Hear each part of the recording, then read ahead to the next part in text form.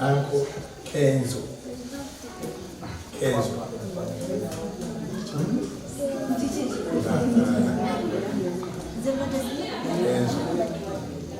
How about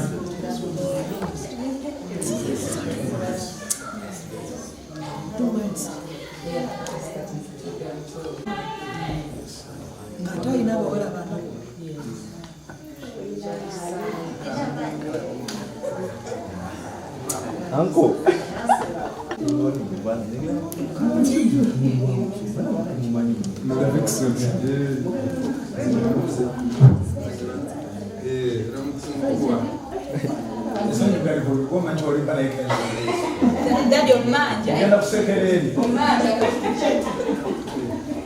What about short?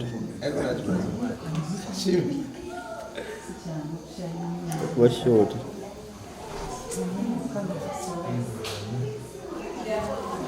These four. Then the big boss. we are having a doctor in her? Another one, IT Actually, she's part of the team that fits me.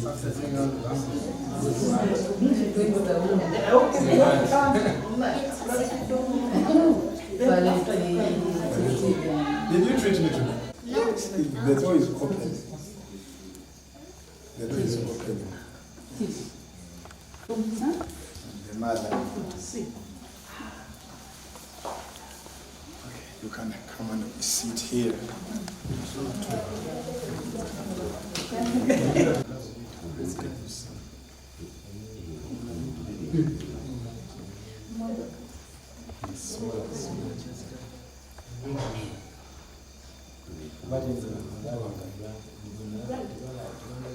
Granda? Yango yango.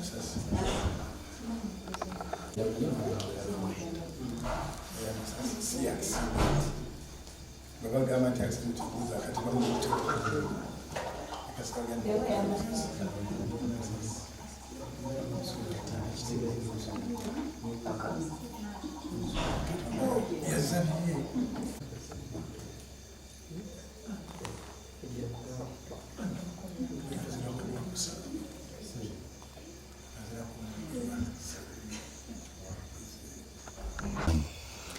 Amanya n'eddoboozi yenze Hanson bali luno nga ndi muyimbi, a recording and performing artist, nga ddala nviiridde ddala mu federation gye twandiyise Uganda Musicians National Federation ey'abayimbi. Nange bwe nawulira amawulire agataali malungi era nagalabira ku social media, ne mbuuzaako mikwano gyange nti wange ebiseera ebisinga amawulire gajja nga bwe gatyo nga ndowooza si matuufu. Nembako gwe nabuuza ali close to the church nangamba kituufu. Ekyasinga okunshokinga nti saasooka kutegeera kifaananyi kya mwami Richard, kubanga Richard nali mmanyi bulungi, nsooka omulaba. I think it was, if I'm not mistaken, it was between 2012 or 13 nga ekkanisa ekyali ku Bati Valley. Bambi ngenda okuddamu okwetegereza obulungi nga Richard omutuufu wemmanyi. Mu butuufu amawulire nze ng'omuntu gampisa bubi nnyo nnyo nnyo, kyali kibi nnyo. Tuba tukyali mu kuyongobera mu maziga amayitirivu, aye ne wabeerawo ebiyitiŋŋana ku social media ebigamba nti Musumba teyakubibwa masasi, talina kiwundu, talinakyo, olw'ekifaananyi kyasooka okufuluma. Munnange ebiseera ebisinga social media eyo eyinza okuwabyamuko omutwe. Kye nali manyi nti kituufu Musumba tasobola kulima nti yakubiddwa masasi, naye ng'omulabanga ng'ate omulamu. Naye banne Musumba mugumu nnyo, bwe ntuuse wano ne ndaba ebiwundu babambye ekiwundu, musajja mugumu nnyo. Tusabye wamu ekindeese kumugumya bayimbi bannange, naye nga bambi mikwano gya Musumba gyandi mukyaliddeko, twandiyongedde omukyalirako ne tumugumya. ayita mu bulumi bw'amaanyi okulanga bambi mukwano gwe yamufaako ate akyayina ebisago. So omulaba wano mulaba nti mulamu lwakuba musajja mugumu, ne muganda wange bwakulaga ebiwundu. It's terrible. Is it true? Tuufo agaswaza sitaani nga ndi musajja atya Katonda nga Kristo omutya Musumba ayina ekiwundu ku mubiri wano emabega ku kibegabega wansi ayina ekiwundu.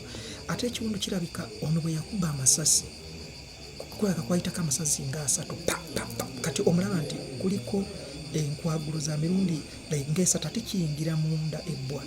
Kati ate ne tulabako ne ku videos nga bamunaaza ekiwundu bakikolokota okumugyamu oba buganga babuyita buganga oba obeera obutwa bamukolokota nyayise mu bulumi bungi. So it's terrible. Okay. Abantu abalungisa ebigambo byabatamanyi kikyoyinza obagamba aboogera bambi si kirungi okuwayiriza, si kirungi oba okwogera ekintu kyotamanyi kyotalinako mutwe n'amagulu si kirungi. So the best way is to speak omuntu ekituufu kyabalabyeko. Nze the reason why I never commented wawu nali mmanyiike mulwadde akubiddwa naye ate bw'olabako ate kisuuka. Kati kyova olaba it's better okubeera tokomentinga ku kintu kyotalinako bukakafu. Okay. Thank you so much. Okay. Mawulire ga muzeeyi galina we gansanga. Nalina mikwano gyange bingenzi okyalirako. Nina we nali ntudde oli nandeetera essimu nangamba bye babitegedde. Naye kyanzigwako nnyo nensirika nenfreezinga. Nina we nali ndi, in fact nali ntudde wansi nenkwata ka blanket neneebikka we nali ndi nga simanyi kyakuzaako. Naye twebaza Mukama olw'okuba nti yasobola okumuwa second chance. Ekyo nno kiraga amaanyi ga Mukama. Mukama bwe basazeewo teryasobola kukola ki kugaana. Era netwongera n'okubanga mumya family ya Mumuza abadde mukwano gwange myaza paso badde mumanya na paso level. Era nga bbanga lyonna tubadde nga ba Buganda, tubadde ba mukwano bambi naye mawulire mabi. Naye tusaba Mukama Mumuza ekisa ne family okubanga yeyongera okubanga ekuma lw'ekisa kya Mukama. Kale muzeeyi tumusanze wano, nze mukwano gyange okumulabako tulabe embeera kimwali, naye embeera mwali tetiisa wadde nga embeera obulamu bwe si bwe buli bwennyini nga bwandibadde akyali mu Uganda gye tuyite enkyukwe. Naye nga ajja kuba bulungi just bantu bongera okumulabako mikwano gye naddala ab'omunda mikwano gye ab'enjawulo mpozi n'abantu abatasobola kuba nti bajja okumulaba kuba musabire bongera okumusabira. Mukama ajja kubanga ate emmeeme yagize engulu asobola okubanga addamu okusaavinga nga bulijjo. Waliwo ebitambula nze ng'omuntu ndaze ekiwundu kinene. In fact ndowooza tewayitawo ssasi limulyoka nenge gye gatayingira munda nga gayita kumpi oba osobola okulaba n'ebifaananyi byennyini abindazeeko ebibamukuba immediately. So abantu ndowooza fe twandisigadde nga tubeera abantu nebitayingira nnyo mu bintu ate oluusi bitali bakakafu netubanga tusobola okuba nga abantu bw'abafunye obuzibu tusabira musabire nakulaba nti tutambuliramu ekyo ekisa kya Mukama kyatuwa oba okitegeera okusinga obuddaawo noyogera ebigambo bingi bange nga tolina kyomanyi kiba kirungi ate ogwomusango nagwo n'otabuza wabula n'obanga okola ki otambulira mu kiti kyo kubanga munaye okumanya sife tukulina kweyali mutonzi. Naye nze okusinziira amawulire ge nafuna era nze sinza nakufuna birowoozo ebyo balala bye bafuna kubanga nze sinkimanyi anything can happen. And bwenzize wano nandaga ebifaananyi oluusi ebitali mu public ate bambi neneyongera okubanga ate era nenyamira nnyo kubanga ekiwundu ky'amaanyi tebakitunga kiri kungulu obulumi bungi naye Mukama ajja kuba musaasire. relationship yone Muzeeyi tulina relationship nene nnyo tuludde nga muzeeyi wange okumala emyaka ndowooza kati 10 nga era bwe mba nyina ebintabuseeko be bamu ku bantu bange ab'okulusegere bwenkubira nampa ku magezi nenvuga neŋŋenda ewuwe tutuula nampabula wano nawali ebbanga ddene for a long time lwakuba munaye tulina emikwano gyaffe kizibu nnyo okubeera ng'ogenda mu public n'okola ki naye nga omu ku abo abantu abazze bankumaakuma mu ngeri emu b'endala for a long time, for a very long time. Lastly, abavubuka no kiri kye nayogeddeko nti ebiseera bisinga social media eno ezze neebaako ebirungi bingi naye ate n'ebibi bingi tulaze nnyo abantu wabula nze kyenyinza okuadvisinga abavubuka bannanga bali eyo nti